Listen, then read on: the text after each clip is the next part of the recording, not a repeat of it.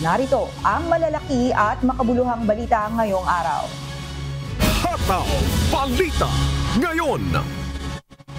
Nananatiling frontrunner sa 2028 Presidential Preference Survey sina Vice President Sara Duterte at Senator Rapi Tulfo sa online survey ng Tangere App na isinagawa nitong May 23 hanggang 26. Statistically tied sina VP Sara at Senator Tulfo na nakakuha ng 27.67% at 27.07% ng mga sumagot sa survey. Umakot ng suporta mula sa Visayas at Mindanao si VP Sara para sa naturang survey, habang pabor kay Tulfo ang malaking bilang ng mga botante mula sa Southern Luzon at Bicol Region. Pumangatlo naman sa Presidential Preference Survey si former Vice President Leni Robredo na nakakuha ng 14.33%. Karamihan ng pumili sa kanya ay mula naman sa Bicol at upper income class. Sa 2028 Vice Presidential Survey, top choice din si Senator Tulfo na sinundan ni Senator Grace Poe at former President Rodrigo Duterte. Hataw Balita ngayon. Naniniwala ang ilang mambabatas ng Kamara na paghahanda para sa 2025 midterm elections ang ginawang pagbibitiw ni Vice President Sara Duterte sa gabinete ni Pangulong Ferdinand Marcos Jr. Sinabi ng ilang makabayan bloc lawmaker na makabubuti sa Department of Education o DepEd ito sa gitna ng nararanasang education crisis sa bansa. Sa atin nagiging mas malinaw yung mga motibo kahit hindi niya outright na sabihin. Ito ay paghahanda na rin niya at ng kanyang political camp para sa darating na eleksyon dahil nga gusto nilang banggain na talaga ang kapon ng mga Marcos dito sa ating political arena. Wala sa interes ng parehong kampo ng Duterte at Marcos ang pagtataguyod ng karapatan ng mamamayan. Higit sa lahat, pinapakita lamang ng mga Duterte at mga Marcos kung gaano kadumi yung politika natin dito sa Pilipinas. Hataw Balita ngayon. Inanunsyo kahapon, June 20, ni Liberal Party President and Albay 1st District Representative Edsel Lagman na may planong tumakbo bilang mayor ng Naga City si dating pangalawang Pangulong Leni Robredo sa darating na 2025 elections. Ayon kay Representative Lagman, ipinahayag ni dating pangalawang Pangulo sa kanilang huling pag-uusap tungkol sa plano ni Leni na tumakbo sa pagkaalkalde para maipagpatuloy ang mga nasimulang programa ng kanyang yumaong asawa na si dating Interior and Local Government Secretary at longtime Naga City Mayor Jessie Robredo.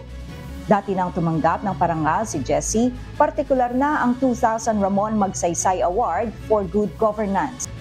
Hataw Balita ngayon. Nagpaalala si Pangulong Ferdinand Marcos Jr. sa mga lingkod bayan at lahat ng ahensya ng gobyerno na makisa sa mga inisyatibo ng pamahalaan sa isinagawang pamamahagi ng tulong sa mga naapektuhan ng El Nino phenomenon sa Surigao del Sur.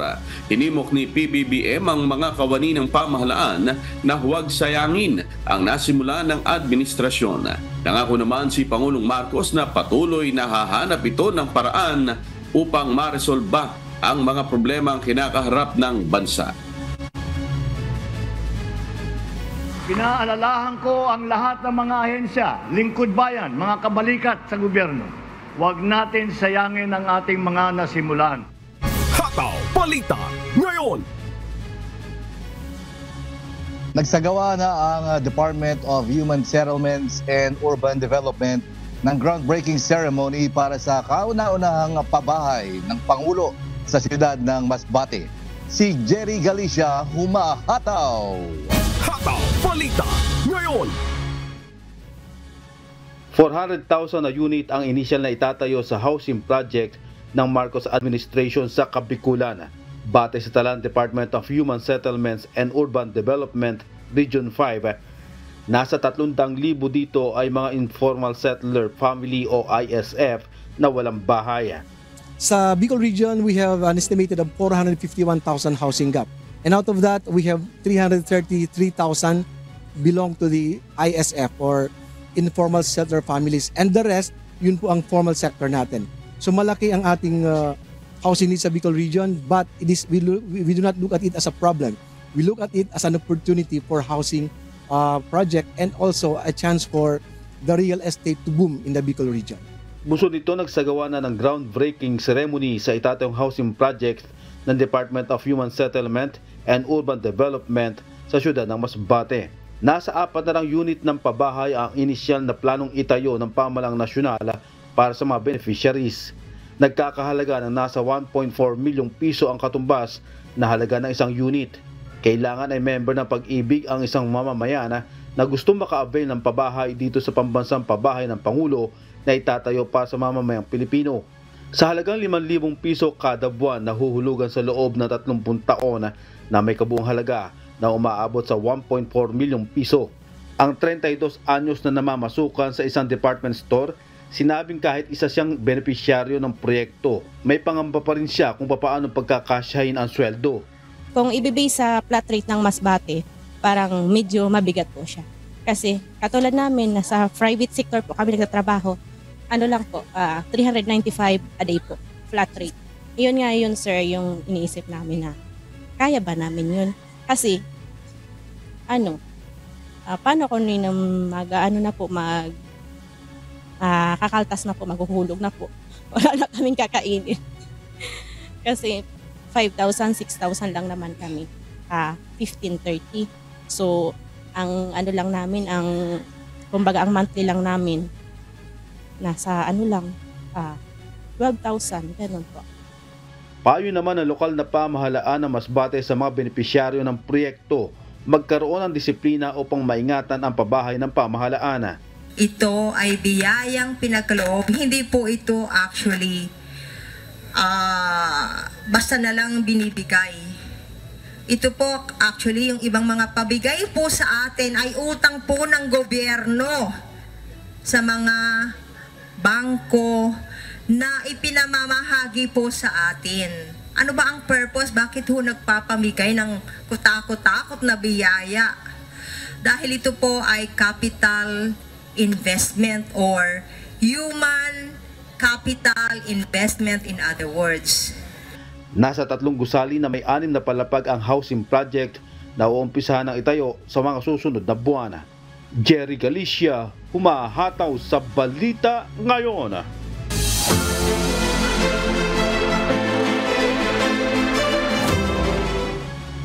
Namahagi ng financial assistance si Pangulong Ferdinand Marcos Jr. kahapon sa mahigit 20,000 magsasaka at mangingisda sa Caraga Region. Kabilang ang mga ito sa naapektuhan ng El Nino phenomenon. Si MJ Vasquez, humahataw. Hataw Balita Ngayon. Mahigit 60 million pesos na financial assistance ang ipinagkaloob ni Pangulong Ferdinand Marcos Jr. sa mga magsasaka at mangingisda sa Tandag City, Surigao del Sur kahapon June 20. Ang mahigit 10,000 mangingisda at magsasaka ay mula sa probinsya ng Surigao del Sur at Agusan del Sur na naapektuhan ng tagtuyot. Sa kanyang mensahe, sinabi ng Pangulo na tutulungan nito ang sektor ng pagsasaka at pangingisda sa Caraga na siyang pangunahing hanap buhay ng mga residente. Batid ko ang matinding dinadanas ninyong hirap nitong nagdaang El Nino. Halos 12,000 magsasaka dito sa Region 13 ay naapektuhan. Kaya po nandito kami para personal na ipahatid ang tulong mula sa pamahalaan. Hangarin namin na maging maunlad at produktibo ang mga mamamayan ng Surigao del Sur at ang rehiyon ng Caraga. Inihayag rin ng Pangulo na malapit nang matapos ang mga infrastructure project ng pamahalaan sa Surigao del Sur tulad ng Kabadbaran Puting Bato-Lanuza Road at East-West Lateral Road. Inaasahang makatutulong ito para mapabilis ang transportasyon sa Caraga at sa Northern Mindanao. Nagpapatuloy rin ang improvement project ng Tandag Airport para sa mas convenient na pagbiyahe ng mga pasahero sa paliparan. Masaya ko rin ibinabalita sa inyo na ang ilan sa mga proyekto nating pang-infrastruktura ay nasa kalagitnaan na ng pagpagawa. Sa Butuan City naman, 11,905 farmers and fishers mula sa probinsya ng Agusan del Norte, Surigao del Norte at Dinagat Islands ang tumanggap ng ayuda. Sa ilalim ng programang Distribution of Presidential Assistance for Farmers and Fisherfolk and Families, pinagkalooban ng mga ito ng tig 10,000 piso. Tumanggap din sila ng mga makinarya, kagamitang pagsasaka at pangingisda. Pinuri naman ni Pangulong Marcos ang naging kontribusyon ng mga magsasaka at mangingisda sa pagsusupply ng pagkain sa bansa. Ang inyong pagsisikap at pagsasakripisyo araw-araw ay hindi lamang nagpapakita ng inyong walang kapantay na pagmamahal para sa inyong pamilya, kung hindi nagpapatunay din na busilak ninyong hangarin para sa ating mahal na bansa. Tinatayang nasa 700 million pesos ang pinsalang iniwan ng El Nino phenomenon sa sektor ng agrikultura sa Caraga. Isinailalim na rin sa state of calamity dahil sa matinding tagtuyot ang Butuan City. MJ Vasquez, humahataw sa Balita Ngayon. Hataw Balita Ngayon. Pinapaalalahanan ng Department of Social Welfare and Development ang mga benepisyaryo na walang karapatang magbawas ng ayuda ng gobyerno ang mga lokal na pamahalaan o opisyal ng barangay. Hindi kahit naman ng ahensya ang mga benepisyaryo na isumbong sa kanilang social media pages ang sino mang magtatangkang mangupit sa nasabing tulong ng gobyerno. Sila Lane Moreno, humahataw! Hataw Balita Ngayon. Kinasuhan na ng criminal and administrative charges ng Office of the Ombudsman ang 2 barangay officials sa Matanao, Davao del Sur na nangupit ng pera sa ayuda ng gobyerno. Sinampahan namin sa Ombudsman ng kaso yung mga barangay officials na involved doon sa pagkaltas, doon sa ayuda na itinulong natin doon sa isang pregnant natin na constituent. Noong June 6, binawasan ng 2 opisyal ng 8,500 pesos ang 10,000 ayuda at 1,500 pesos lamang ang ibinigay para sa buntis na si Ann Villarin. Pero nahuli sila ng DSWD matapos itong i-post ni Villarin sa kanyang social media account. Ayon sa Department of Social Welfare and Development, walang karapatan ang sinuman sa mga opisyal ng lokal na pamahalaan o barangay na kaltasan ng ayuda na para sa kanilang mga benepisyaryo. Walang tao na pwedeng magsabing kakaltasan nila ang inyong benepisyo. Ang benepisyo na yan, ang financial assistance na yan, buong-buo na ibinigay sa inyo at buong-buo na para sa inyo yan. Walang pwede, kahit sino pa, na magsabi, pribado man o pampublikong individual, na magsasabi na kukuha siya ng porsyento nun dahil siya ang nag-facilitate.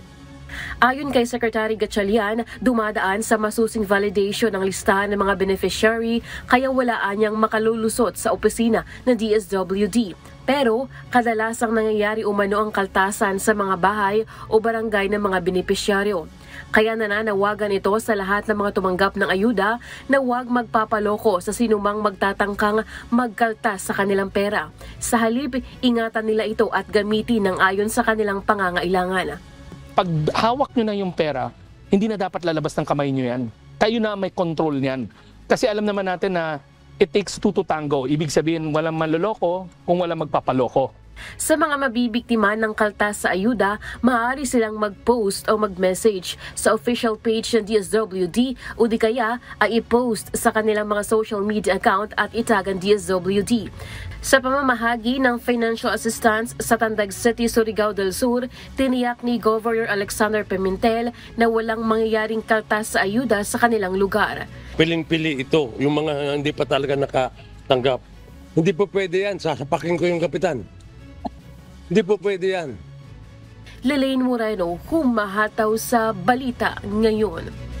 Hataw Balita Ngayon. Binigyang diin ni Baguio City Mayor Benjamin Magalong na may kapangyarihan ang lokal na pamahalaan na tanggihan ang pogo. Ito ang tugon ng alkalde sa gitna ng mga kontrobersya na kinasasangkutan ng mga pogo sa Pilipinas. Inamin din ito na minsan na umano itong inalok ng malaking halaga ng mga gustong magtayo ng pogo sa syudad pero kanyang tinanggihan. Si Grace Doctolero, humahataw. Hataw Balita Ngayon. Ang estudyanteng sina Jericho at Khalil noon pa man ayaw nila ang illegal na sugal, lalo na ang pagkakaroon ng operasyon ng Philippine Offshore Gaming Operators o POGO sa Baguio City. Ayon sa kanila, pangunahing maapektuhan ay ang katulad nilang mga kabataan dahil alam nila ang magiging negatibong epekto nito sakaling magtayo nito ang mga negosyante sa lungsod. Kaya't kung silang tatanungin, hindi rin sila pabor sa pagtatayo ng POGO. Agree ako kay Mayor na wag po muna magka-pogo dito sa Baguio. Kasi siyempre bilang kabataan, lagi kaming active sa social media. So kitang-kita po namin yung transition from Alice Go sa Tarlac papunta sa Pampanga. And for me po, na resident ng Baguio, it would hurt na parang malalaman mong may ganitong illegal activities. Hindi po ako pabor kasi first and foremost po, sa tingin ko po, wala pong magandang maidudulot po ang pogo sa Baguio. Mas lalo na kung ang dulot lang naman nito is mostly negative lang naman sa mga kabataan natin, sa komunidad. Ayon kay Baguio City Mayor Benjamin Magalong, nananatiling pogo-free ang summer capital ng bansa. Kaya't sa mga nagpaplanong magtayo ng pogo sa Seat of Pines, ito ang matapang na pahayag ng alkalde. Kaya kung nagpaplano kayo magtayo ng pogo dito sa syudad ng Baguio, wag na lang kayo mag-attempt kasi hindi talaga kami papayag. Marami na akong tawag, pati sa mga kaibigan ko, pati sa mga iba't ibang mga tao, pero hindi talaga akong pumayag niya. Kaya maghintay na lang kayo na mapalitan ako bago kayo magtayo. Unang taon pa lamang niya umano bilang alkalde ng Baguio City, hanggang nitong nakarang taon ay marami pa rin mga lumalapit sa kanya na humihingi ng permit na magtayo sila ng pogo sa lungsod na may kapalit na pera. We are a character city. Kaya lang, forget about it. Siyempre, merong kaakibat lagi yun. May kaakibat lagi yun. Binabanggit naman sa akin. Pero sabi ko nga is, wag na lang kayo mag-attempt dahil hindi talaga kami papayag dito sa syudad ng Baguio. Ayon pa kay Mayor Magalong, may karapatan naman ang mga lokal na pamahalaan na tanggihan ang mga paglalagay ng pogo sa mga lugar na kanilang nasasakupan. Dagdag pa ni Mayor Magalong, kahit pa ito ay aprobado ng Philippine Amusement and Gaming Corporation o PAGCOR, may kapangyarihan pa rin ang lokal na pamahalaan na tumanggi sa pogo. Oo naman. Unang-una, dapat talagang may say dapat ang LGU. Hindi pwedeng basta-basta na lang nila itatayo yan patas walang konsultasyon. Besides, sino ba maapektuhan? Local government. Sinabi rin ni Magalong na nag-utos na rin siya sa Baguio City Police Office na mag-inspeksyon sa mga establishmento sa syudad kung may kahina-hinalang operasyon na may kaugnayan sa pogo. Maski na pinayagan pa ng PAGCOR, kailangan may konsultasyon sa local government. Hindi basta-basta. Meron talaga dapat conformity ang local government. Grace Doctolero, humahataw sa balita ngayon.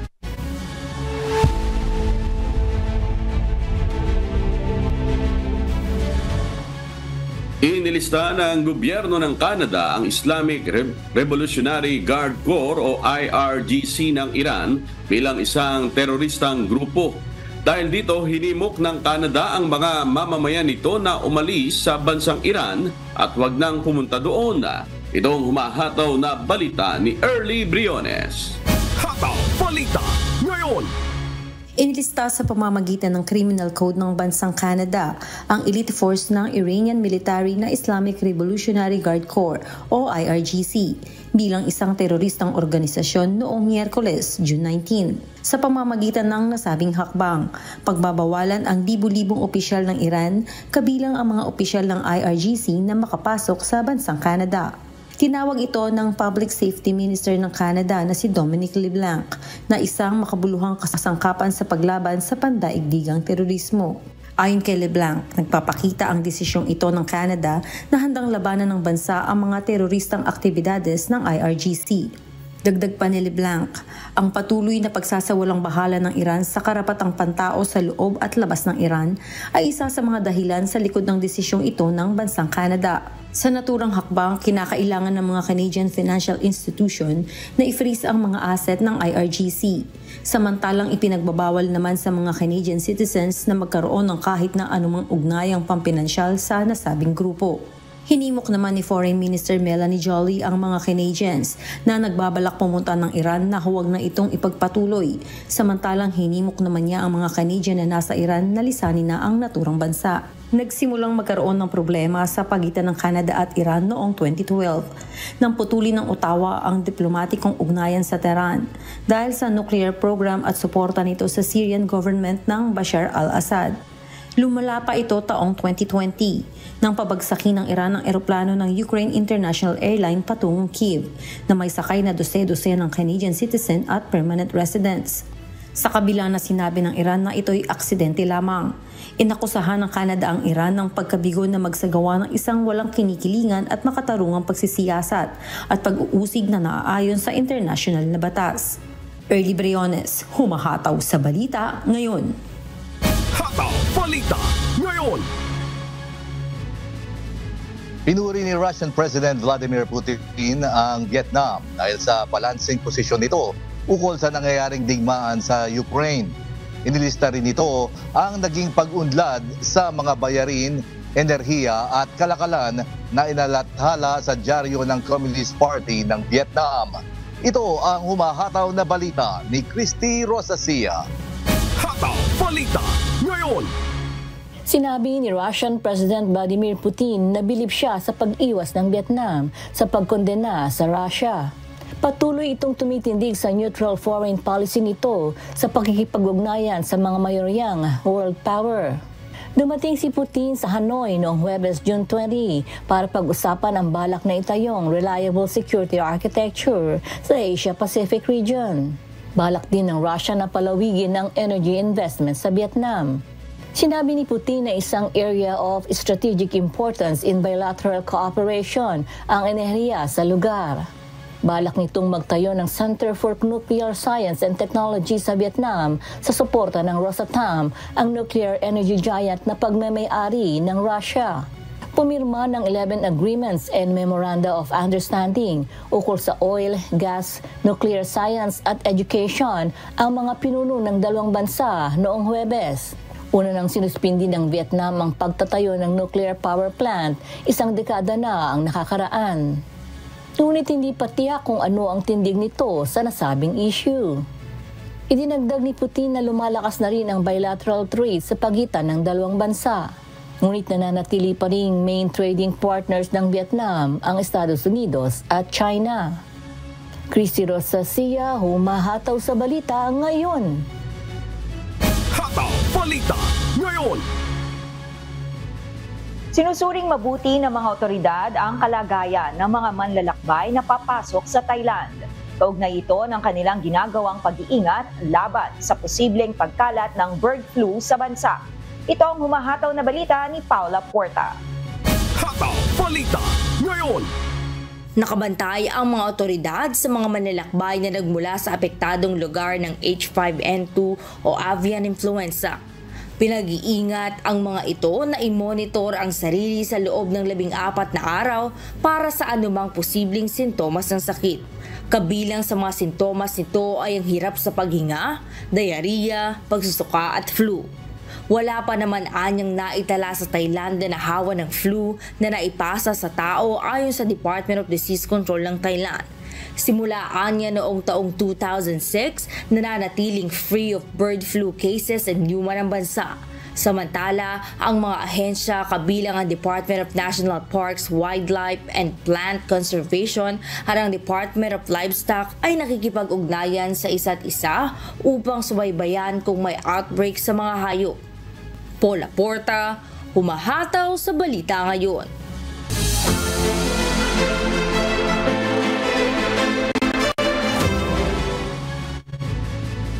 Nagsagawa ng close air support exercise ang Philippine Marines kahapon sa Ternate, Cavite. Ipinakita sa naturang pagsasanay ang paggamit ng rockets at 50 caliber machine gun upang tamaan ang target na lokasyon. Bagamat may pagsasanay, hindi nila ito kaugnay sa tensyon sa West Philippine Sea. Si Benedict Samson, humahataw. Hataw Balita ngayon.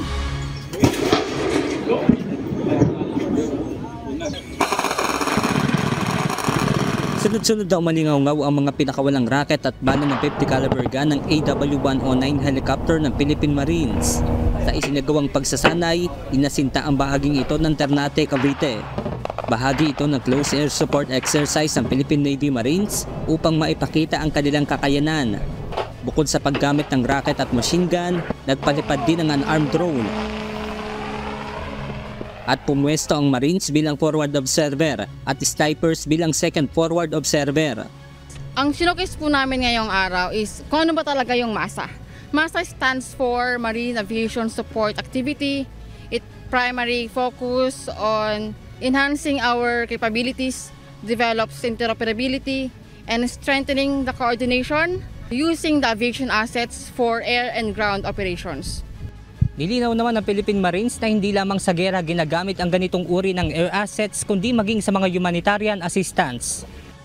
It is part of our preparation but it is not considered as yung naganap doon sa Palawan. Naplano ito last year pa. Ngunit dahil bahagi ng kanilang mandato na pangalagaan ang soberanya ng bansa, maigi pa rin anila ang maging handa. As the most ready force and the Navy's modern and multi-capable, we aim to be prepared for future challenges and for us to deliver our mandate or to fulfill our mandate for the security of the nation or for the territorial integrity and sovereignty. Benedict Samson, humahataw sa balita ngayon.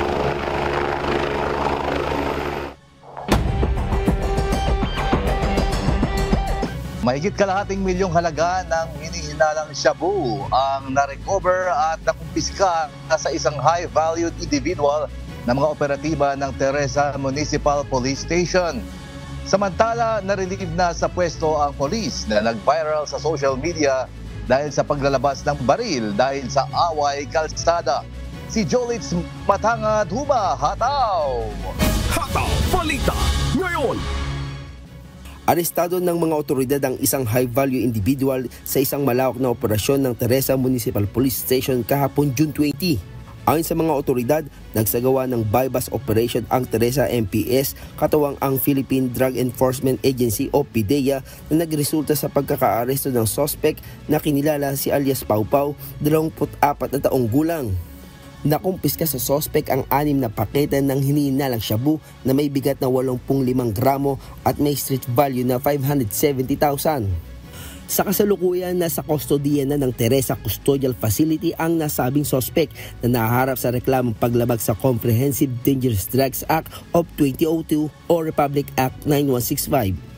Samantala, na-relieve na sa pwesto ang pulis na naglabas ng baril dahil sa away sa kalsada sa Antipolo City. Nakalaunan ay nag-viral sa social media. Ayon kay Rizal Police Provincial Director Police Colonel Felipe Maragun, maharap sa kasong administratibo na grave abuse of authority ang nasabing pulis. Mula rito sa Rizal, Jolitz Matangat, humahataw sa balita ngayon. Hataw Balita ngayon! Dalawang malaking warehouse na pagmamayari ng Chinese sa bayan ng Florida Blanca sa Pampanga ang ininspeksyon ng Pampanga Police Provincial Office, Bureau of Fire Protection at mga tauhan ng Florida Blanca Municipal Police Station kahapon. Sa isinagawang inspeksyon, natukoy na pagmamayari ito ng Chinese pero hindi iligal na pogo ang nag-ooperate sa lugar. Si Nestor Torres, humahataw. Hataw Balita ngayon! Mas pinigting pang sinasagawang inspeksyon ng Pampanga Police Provincial Office sa mga establishmento sa probinsya na maaaring ginagamit sa illegal na operasyon ng pogo.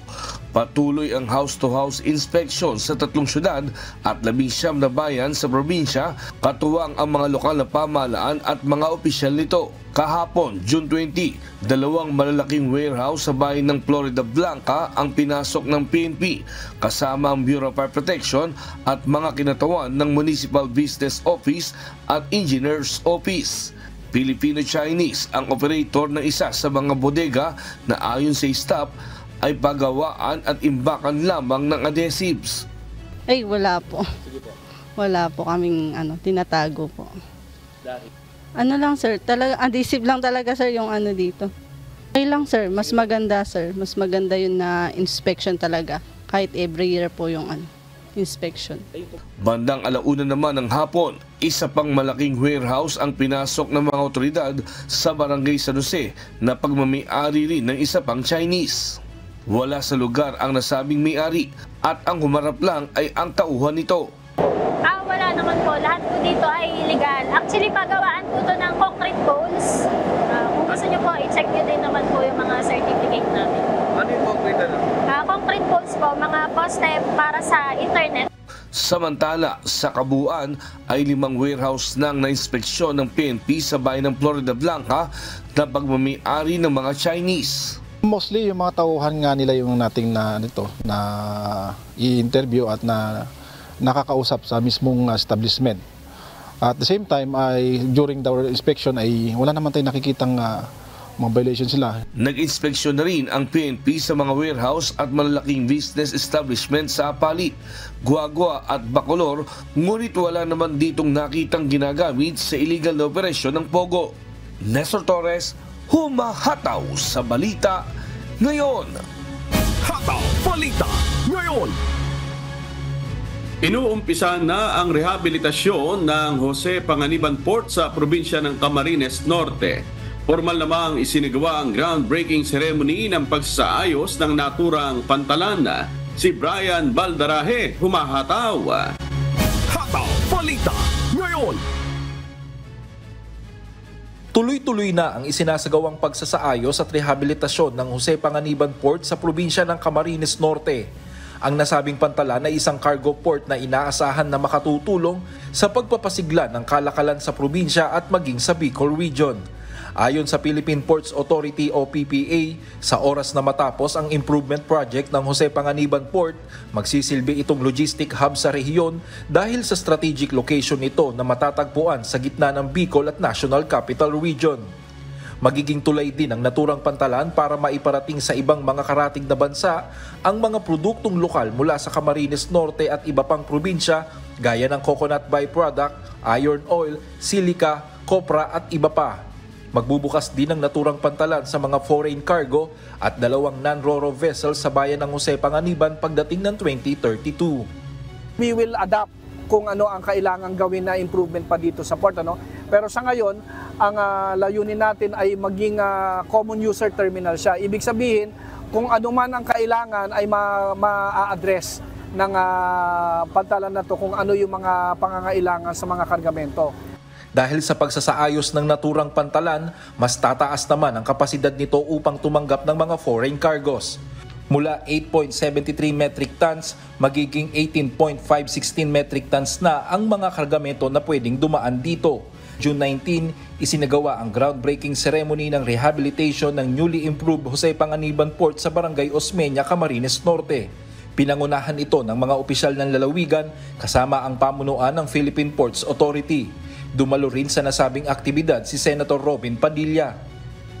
Especially ang operation po ng mga fishing companies are shifting from China Sea going to the Pacific side, particularly po dito sa Benham Rise, which is about less than 24 hours sailing. Nakikita po namin ang Camarines Norte is probably the next maritime hub in Luzon. Ang maritime hub po, ang kaparehas po niyan ay Subic. Kaya ang nakikita po namin, itong port will soon evolve into a container port. Ang naturang proyekto ay bahagi ng programa ng Philippine Ports Authority na gawing moderno ang mga pantalan sa Pilipinas. Ayon sa PPA, 543 million pesos ang inisyal na inilaang pondo sa naturang proyekto. Inaasahan na matatapos ang Phase 1 ng rehabilitation ng Jose Panganiban Port bago matapos ang taong 2025. Brian Baldarahe, humahataw sa balita ngayon. Hataw Balita ngayon. Ipinagdiwang ng mga taga-Laguna nitong June 19 ang ika-163 anibersaryo ng Kaarawan ng Pambansang Bayani. na si Gat Jose Rizal. Sa naturang pagdiriwang, naging panawagan naman ng mga piling panauhin ang paggunita sa talambuhay ng pambansang bayani, lalo na ngayong may kinakaharap na pagsubok ang bansa. Si Benedict Samson, humahataw! Hataw Balita ngayon! Napakalaki ng naiambag ng ating pambansang bayani na si Gat Jose Rizal upang makamit ang kalayaan ng ating bansa sa panahon ng pananakop ng Espanya. Ngunit hindi gaya ng ibang bayani, hindi pakikipaglabang pisikal kundi panulat lamang ang gamit ni Rizal. Sa araw ng kaarawan ni Gat Jose Rizal, buhayin natin ang kanyang turo at paninindigan sa kapayapaan at sa paggamit ng talino, ng utak, ng isipan. Yan dapat ang mangibabaw sa lahat. Huwag yung karahasan, yung init ng dugo at yung galit. Ukol sa mainit na usapin sa West Philippine Sea, hiling-an nila ay sa mapayapang paraan at hindi mauwi sa digmaan ang pakikipagtalo sa pinag-aagawang teritoryo. Ito nga, yung mga pangyayari na mga supply mission, aralin natin maigi, huwag tayo maging mainit ang ulo at padalos-dalos ang kilos.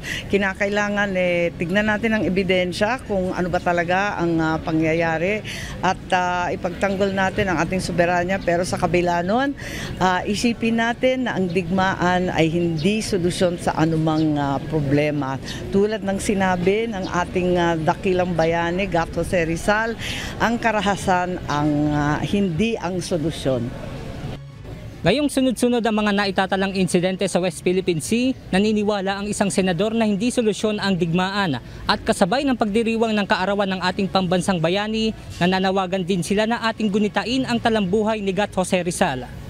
Sa lahat ng sulok ng daigdig ngayon, halos may gera at nakakalugmok. Isipin na yan din ang mangyayari sa Pilipinas. Kaya kinakailangan sa lahat ng Kalambenyo, lahat ng Pilipino, maging mahinahon tayo, matandain at tunay na matalino. Katulad ni Gat Jose Rizal, hindi dahas ang gagamitin, kundi ang isipan, ang paninindigan at ang salita at diwa. Yan talaga ang turo sa atin, kinakailangan intindihin natin yan. At habang umiinit ang ulo natin, napipikon tayo, nagagalit tayo, alalahanin rin natin na kung minsan kinakailangan magsakripisyo katulad sa ating bayani. Ipagtanggol natin ang kalayaan natin, ang soberanya natin, pero huwag tayo makikipaglaban kung hindi rin naman tayo magtatagumpay. Naniniwala rin ang alkalde ng Calamba City na sa pamamagitan ng pag-inspirasyon sa pambansang bayani, kaya rin nating mga Pilipino na maging dakila sa ano pamang larangan. Ito ang napapanahong inspirasyon na maaari nating makuha sa buhay ni Dr. Jose Rizal. Ngayon, higit kailanman, kailangan nating magpakita ng kabayanihan sa ating buhay, sa ating pamilya, sa ating komunidad, sa ating pamayanan at sa ating bansa. Hindi maliit, hindi simple ang mga hamong kinaharap ng ating bansa sa kasalukuyan, ngunit sa ating sariling paraan, makatutulong tayo upang mapagyan ito ng paukunang solusyon at patuloy na mabantayan ang ating kalayaan at maisulong ang ating kaunlaran. Samantala sa pagdiriwang ng ika-163 kaarawan ng ating national hero nitong Miyerkules, June 19, isang wreath-laying ceremony ang isinagawa ng lokal na pamahalaan ng Calamba, katuwang ang iba't ibang departamento sa naturang lungsod sa Jose Rizal Monument sa Calamba City. Matapos nito ay isang flag raising ceremony naman ang ginawa sa bahay ng pambansang bayani. Benedict Samson, humahataw sa balita ngayon.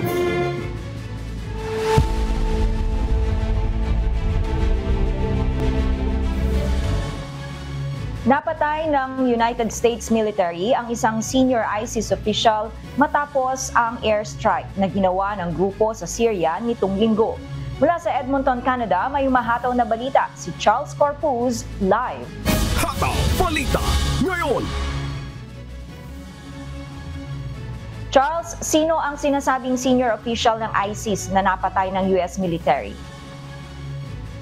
Yasnina, nitong linggo, June 16 ay nilusob na Central Command o CENTCOM ng Estados Unidos ang Syria sa pamamagitan ng airstrike. Matapos ito, ipahayag na CENTCOM gamit ang X na napatay nila si Osama Jamal Muhammad Ibrahim Al-Janabi na isang senior official at facilitator ng ISIS. Naniniwala ang grupo na ang pagkamatay ni Al-Janabi ay makapipigil sa kakayahan ng ISIS na makahanap ng paraan upang ipagpatuloy ang mga terorismo. Dagdag pa ng CENTCOM, nakatuon sila sa pagtugis sa ISIS dahil malaking banta ang grupo hindi lamang sa kanilang lugar kundi sa buong mundo. Sa kabutihang palad, wala namang napabalita ang sibilyan na nasaktan sa pag-atake nila sa Syria. Ngayong taon mula Enero hanggang Marso, ang CENTCOM at ang mga katulong nito ay nakapatay na ng 7 ISIS operatives sa Syria at nakapagbilanggo na ng higit sa 27 pa sa nasabing bansa. Balik sa iyo, Nina. Salamat, Charles Corpus, nag-uulat ng live mula sa Edmonton, Canada. Hataw Balita ngayon. Naghain ng bagong immigration policy si United States President Joe Biden na magpapahintulot na manatili sa bansa ang illegal immigrants na asawa ng US citizens. Tinatayang nasa 500,000 spouses at 50,000 na kabataan ang makikinabang sa bagong pulisiya na ito. Ito ang umahataw na balita ni Jenny Rico. Hataw Balita ngayon. Ihayag na United States President Joe Biden ang bagong immigration policy hinggil sa illegal immigrants sa bansa na asawa ng US citizens. Sa magiging bagong polisiya, maaari nang manatili habang nag-a-apply ng permanent residency sa Estados Unidos ang mga asawa ng US citizens na nakapasok sa bansa ng illegal. Tinatayang nasa 500,000 ang bilang ng mga asawa ng US citizens na walang legal status, habang nasa 50,000 naman ang bilang ng mga kabataan na may edad 21 pababa na anak ng US citizens ang maaaring makinabang sa bagong polisiya na ito. Sa kasalukuyan, maaari lamang mag-apply ng permanent residence at kalaunan ay citizenship habang nananatili sa US ang mga asawa ng mga mamamayan na pumasok ng bansa sa legal na paraan. Inaasahang isasagawa na ang bagong polisiya na ito sa mga susunod na buwan at karamihan sa mga benepisyaryo nito ay Mexicans ayon kay President Biden. Jenny Rico, humahataw sa balita ngayon.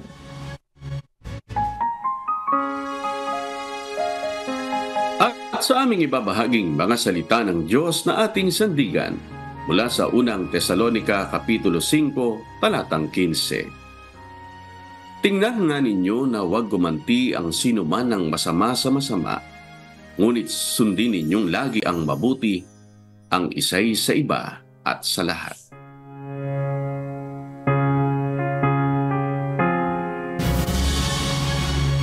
So ulang batiin ang happy 20th anniversary ang lokal ng Pansol sa Calamba, Laguna. At yan po ang mga humahataw na balita ngayong umaga ng Biyernes, ika-21 sa buwan ng Hunyo 2024. Sa ngalan po ng lahat ng bumubuo ng UNTV News and Rescue, UNTV Radyo Libertad 1350 at ng ating mga correspondent mula Luzon, Visayas at Mindanao. Mula po rito sa Pilipinas, ako po ang inyong amigo Sherwin Kulubong.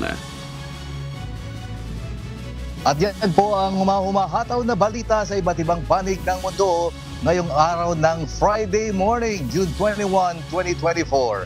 Mula dito sa Maryland, USA, ako po si James Montuyan. Happy weekend po. Mula rito sa Victoria, Australia, ako naman si Nina Bascon. At dito sa UNTV at UNTV Radyo La Verdad 1350. Diyos ang aming sandigan, serbisyo publiko ang aming pinahahalagahan. Susunod na ang Good Morning Kuya. Salamat po sa Diyos at magandang umaga.